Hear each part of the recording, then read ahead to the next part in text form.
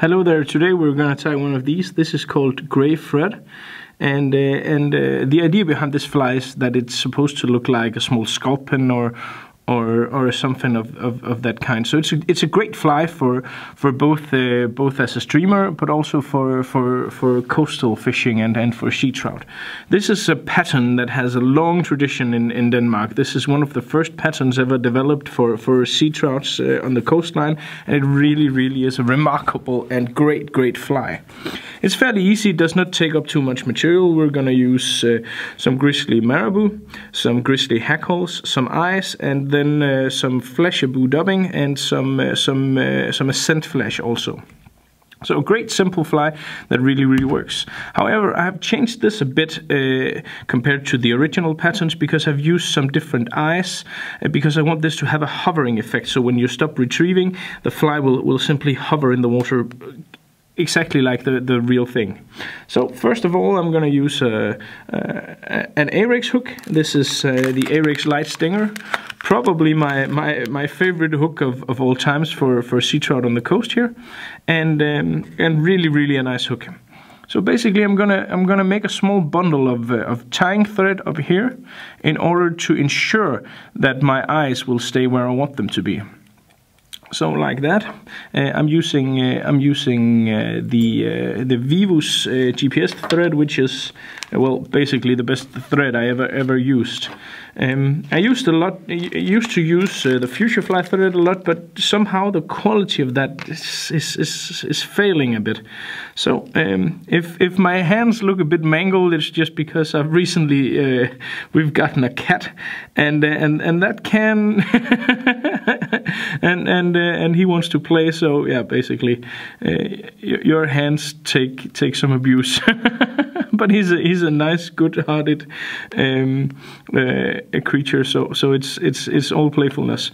But well, that was a side topic, I think. So basically, what I do is I'm tying some eight turns, the figure 8 turns. I don't know how to say that, but something like that. To make sure that my eye stays in place, I want to have a little room left up here to be able to finish off this fly by making a small head. So I'm going to take a small amount of super glue to ensure the eye stays in place. And when you're using these Easy Shrimp diamond eyes, then there is a small sheet in there with some pupils for the eyes, and we're gonna attach those right away. That's easier to do now than when you have all the dubbing to use as well. So I'm gonna place one here on this side, center it correctly like so, and I'm gonna do the same on your side, of course. And there is these are sticky, so they will stay there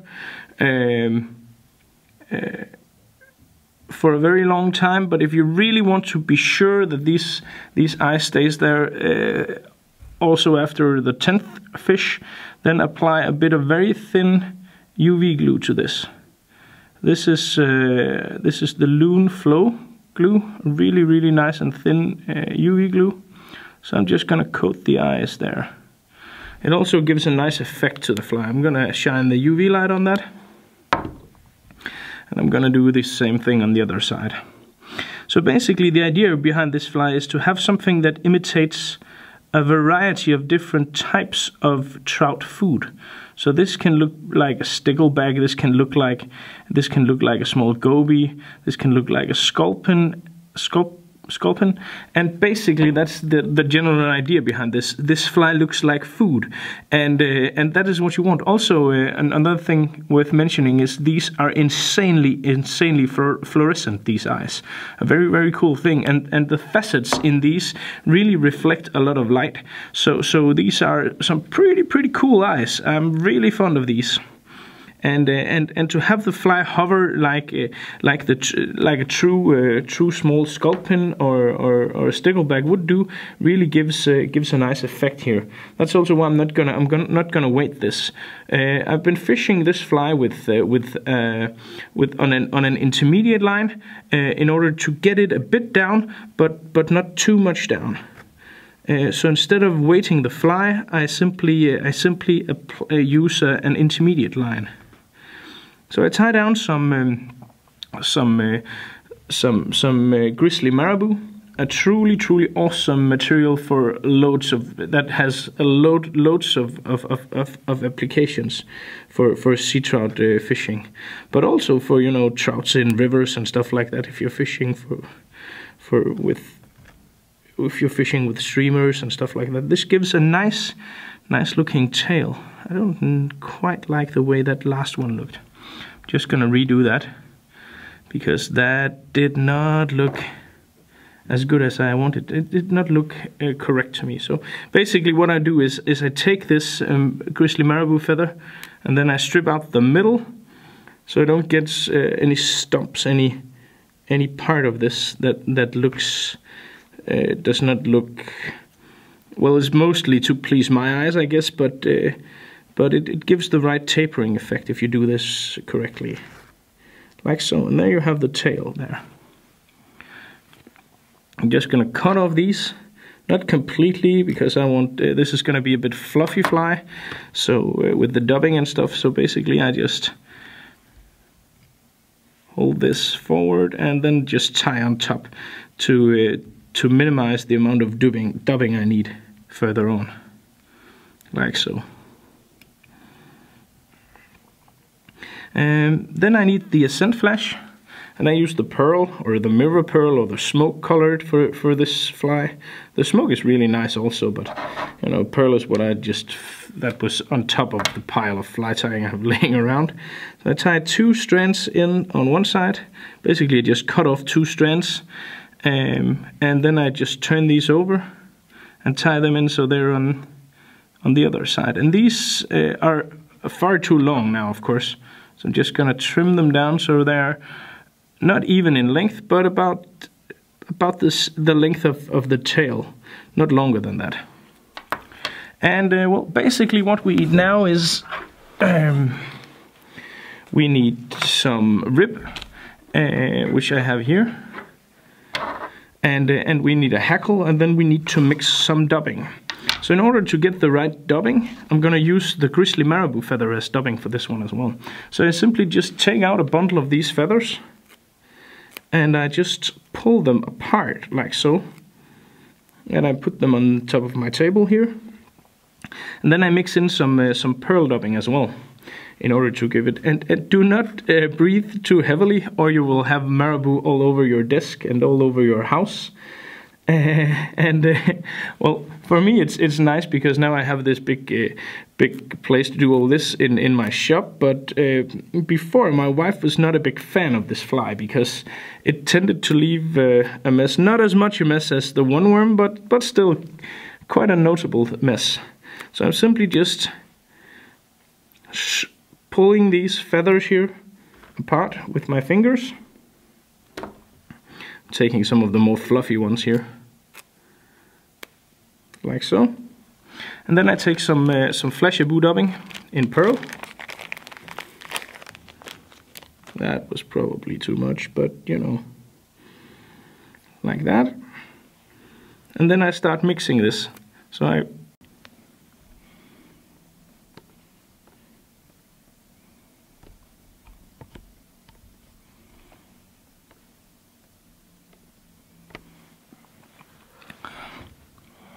So as I was saying, I simply take the marabou and the flesh and just mix this in between one another, and this is where it becomes a bit messy. So I pull it out, turn it over, pull it apart, turn it over, pull it apart, turn it over, and then I end up with a bundle of very nice looking dubbing material. So the next we need to do is to pick a feather, and I use a grizzly feather, and this is the Whiting Coq de Lion grizzly, which is something that is fairly recent and really are awesome in quality. The number of feathers here is just insane, and the individual feather has a very thin hackle stem, and these are just probably the best grizzly hackles I ever tried.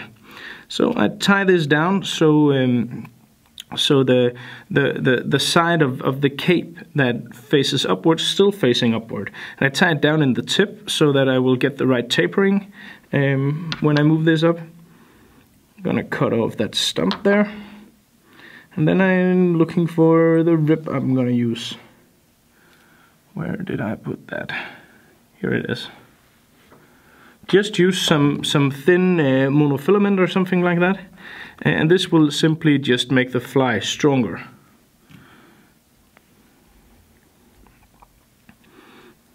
And that I tie this down on the bottom part, but yeah, anywhere will do.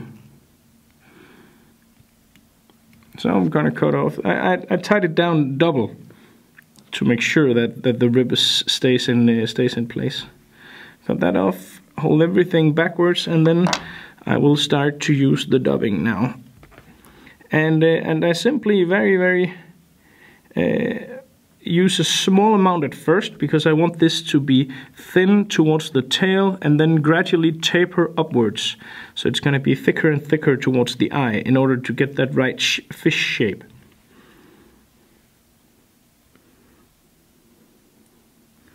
Like so. I simply just mashed it on the thread applying some pressure here.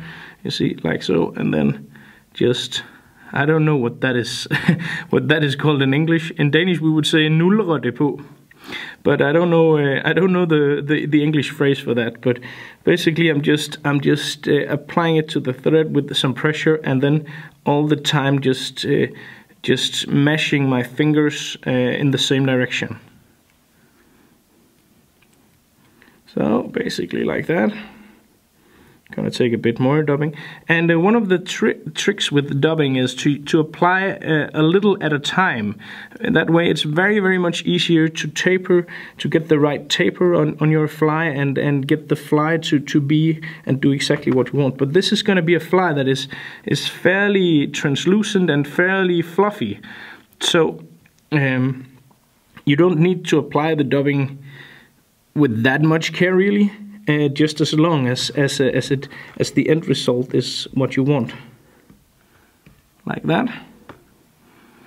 And then I'm gonna turn my hackle here, making sure that it points the right way.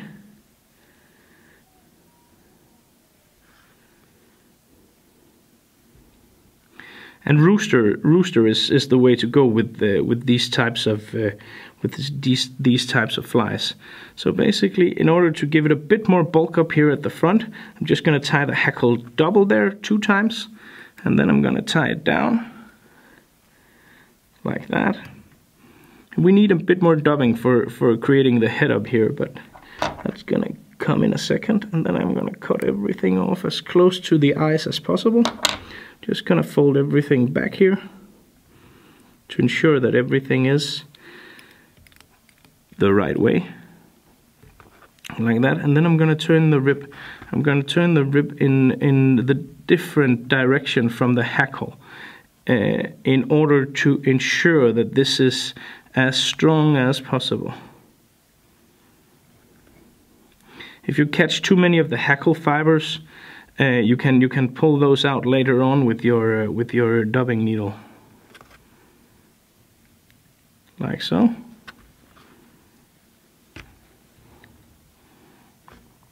I caught some, but I'm gonna pull those out with my dubbing needle in a second.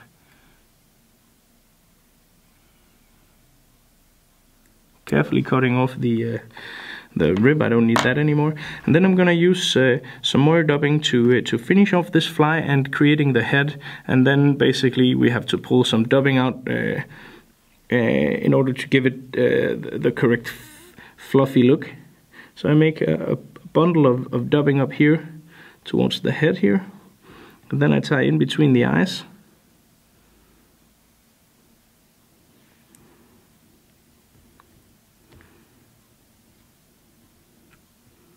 Like so. Just a small amount of dubbing up here in front of the eyes as well, to finish off the tapering correctly with the head here, like so. Gonna make a whip finish.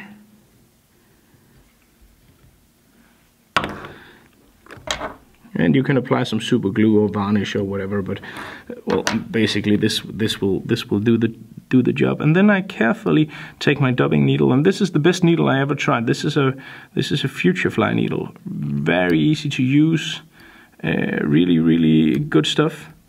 And then I carefully pull out a lot of the materials to give this fly the more ragged, more lifelike look of an actual fish. So it's going to be transparent and translucent and see-through and stuff like that. Kind of like the real deal. And now I have marabou all over the place. Good, I'm gonna do one more of these videos in a second in Danish, so I can probably use some of all the scraps that's just landed on the floor. But you know how it is. But this really is an awesome pattern. If you want to fish this on a floating line, you can do that, but then I would recommend that you add a bit of weight, some non-lead wire or something to the body. Basically that's it. And as a finishing touch, I'm gonna take my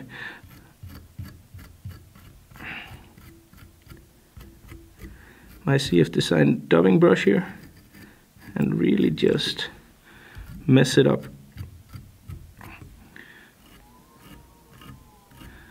This is nothing compared to what all the sea trout teeths will do to this, but this gives it oh, bugger. I accidentally scratched on top of the eyes there. Oh, you can't see that.